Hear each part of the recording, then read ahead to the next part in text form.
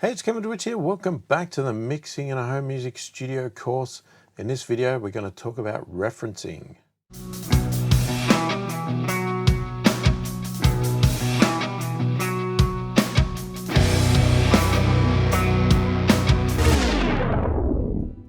So firstly, if you are new to my channel and new to my videos and you like what you see, click the thumbs up, subscribe to the channel, click the notification bell to be notified of all my future videos.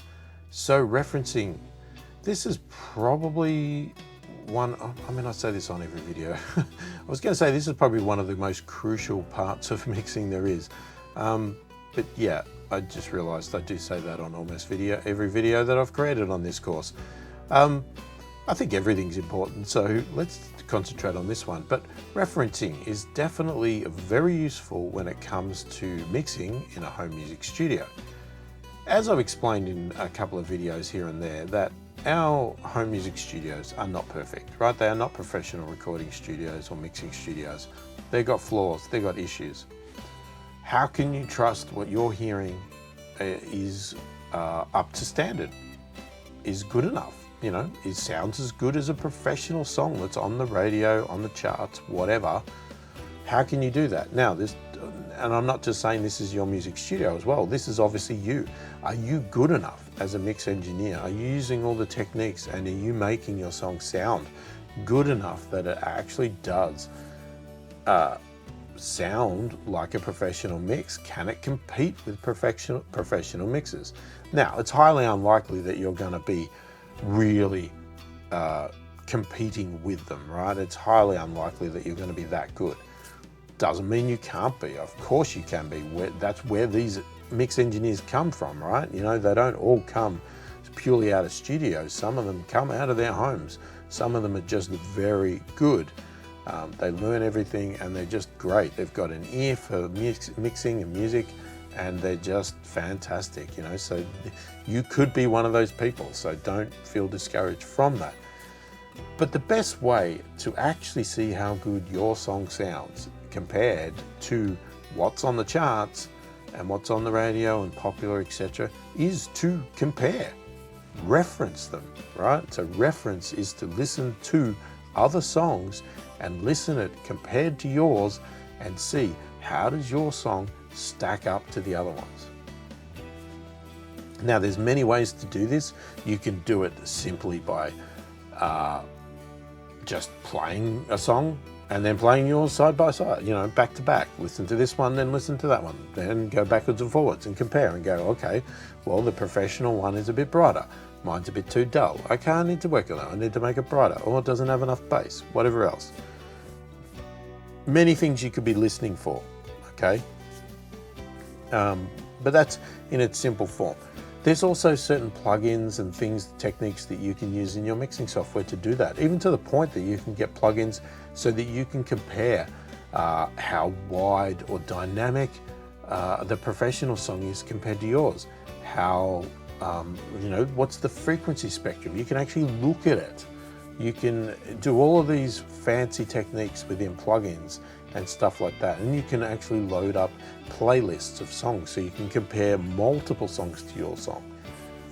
Now, what you want to do if you are doing referencing, so there's a couple of things with referencing, right? There's that component. There's also the referencing of taking your track and listening to it in different locations to make sure that your room isn't an issue and isn't causing you to mix weird or wrong. So you'll take it out to your car, you'll listen to earbuds, you'll do this, you'll do that. All right, I'll quite often do that, and I'll create multiple versions of my mix over and over again. I'll come back into the studio, I'll tweak a few things that I thought was a problem when I listened to it in my car or on a hi-fi on earbuds or something like that. And I'll get it to the point where I think it sounds good on, you know, or good enough on every single thing that I listen on and that I'm happy with. But alongside that, I will also compare my mix to other songs, and that could be in all those locations. You might compare a professional song in your car to your song in your car. You might do that in your studio. You might do that on earbuds, because you want to hear how each one of them translates and how they impact and sound.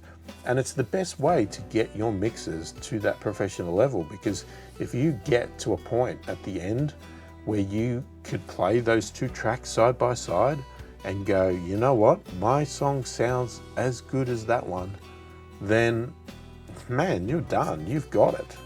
Your song's going to be brilliant. It's going to sound brilliant. I mean, can't guarantee it's the best song or the best written song, but it's going to sound good. Now, one key thing you need to factor in is that you need to pick the right style of song. Okay, there is no point you're mixing a country and western song and you're comparing it to a heavy metal song from a professional, right? So you need to have, if you're working on clients and let's say it's various music, or even if you as an artist write different type of music and create different type of music, you need to have a selection, a playlist of different styles of songs from different genres and that sort of stuff so you can compare. You know, if you're creating EDM music, compare it to professional created EDM music. Don't compare it to heavy metal or country or something like that, because you're obviously not going to be able to compare. They're just going to sound way too different. You know, you're going to have big fat sub-based kicks on an EDM song, which you're not going to have on a country song. So you want to listen to those sort of things and compare them. So let's get into Cubase, and I'll just show you a couple of examples, show you some of the plugins, that sort of stuff, and see how you can use it on your mixes going forward. Okay, so we're in Cubase here. So there's lots of different ways we can do referencing. All right, so one way you might do it is to actually have a track. Now, I'll do this quite a lot if a client sends me a rough mix or something like that. I will place it on its own track sort of outside of the mix. I'll color it in a way that makes it very obvious, and I'll have it muted, right? So it won't be playing, you can't hear it. So if we play our mix, okay, so we've got our actual mix here, right? Now, if I want to switch between the two, what I do generally is if I have this on mute, it means it's not playing. If I want to hear the reference now, so I want to switch between them, I go solo. If I go solo, it mutes my entire mix. And then I'll be hearing the reference. Then if I want to switch back to my mix, I click on solo again, it automatically goes back into mute. So it's a quick way of switching between them, right? So let's play it.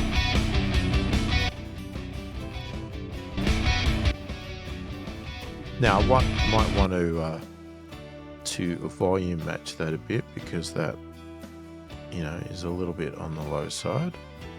So I might want to try and get it a bit more.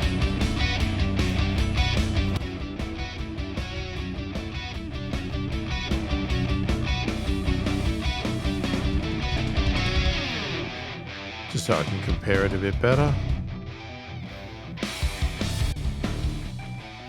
And then I can hear, okay, how's it compare? Am I doing it better? Not. And this, it could be a rough mix, just to make sure you're doing a better job with your mixing, but it could be a professional person's song. Now, I'm not going to put any of those in because I don't want to get copyrighted or anything like that, but it could be a professional song that you are comparing against to see how the sound goes, right? So that's one way that I would do it in Cubase. And you can have multiple of these tracks, all muted, just solo the one you want to switch between your mix and the other. Now, the other way is to have some sort of, you know, software-based option. And there's a few out there. I've used various ones in the past. The one I like at the moment is this one, is the ADPRT Metric AB, but you can use any one you want. And with these ones, you get a lot more advanced features, right? So I can have a playlist of songs. So we can have, you know, a ton of songs here, sitting here ready to go. Again, in the case of this one here, I mean, well, to give you an example, I'll just open another instance of it just so I don't stuff that one up. So I can have a whole heap of presets stored here in Cubase. And let's say, for instance, I want to compare this to nu metal, and I'll have a bunch of songs that I've classified as songs that I like in the nu metal genre. I might have a bunch of country songs in this case, some chill wave, something like that. And, you know, a plugin like this will allow you to have these, and then you can switch between the various waveforms and the various songs to listen and compare. Okay, so I'm going to take that one off just because, again, I don't want to get copyrighted. So in this case here, what I've done is, and you can use it for this method as well, I've actually preloaded a couple of versions of this same song, a before and a mix 1, and then we've got our current mix. So when this plugin is active, if we press play, we're now listening to our actual mix, but you can see it's ticking along here. If I click the AB, we're now listening to this song here. And this one here has gain matched it, so it at least sounds similar. Now you can obviously hear there's a big difference between them.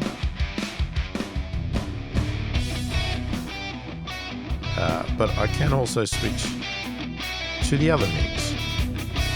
So I could compare my current mix with this version. I could have multiple versions and things like that, right? This one here, we can do a lot more features. Depends on your software. This is obviously an example. You can get other software, as I said. This one here, we could switch over to a spectrum analyzer.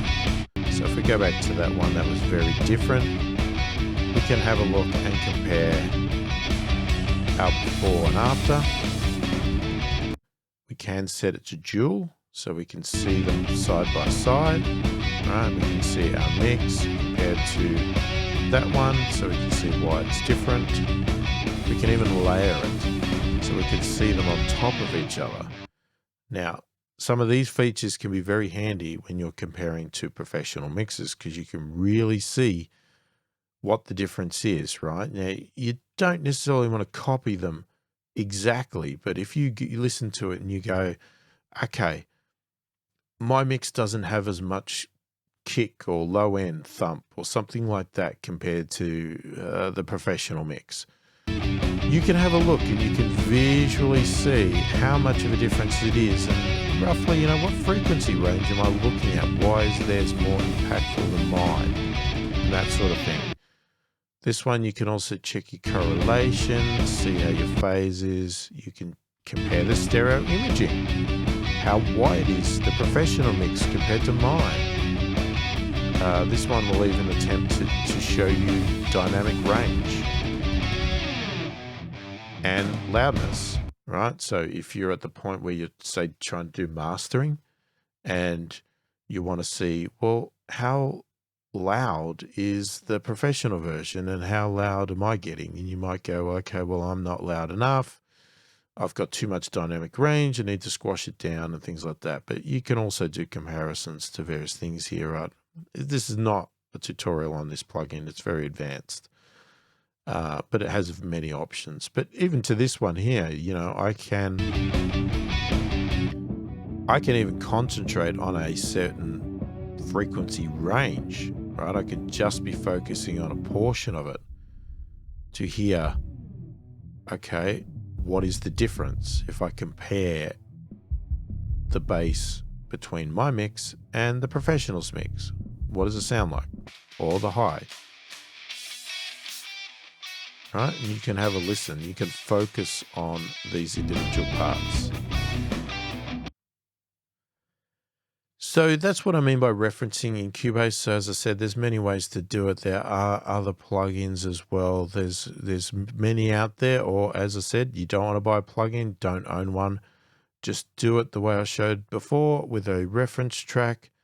Load up a few, you know, you could include them in your template if you have a certain genre that you always do, you know, have 5 audio tracks or something like that called reference 1 to 5, have them muted, have them included in your template. So every time you load your template, those 5 tracks are there ready to be referenced, right? Change them out as the years go by. When you feel something's a bit too old, get a new one, all that sort of stuff. So there you go. There's some examples of referencing in Cubase Pro and how you could possibly do it on your mixes.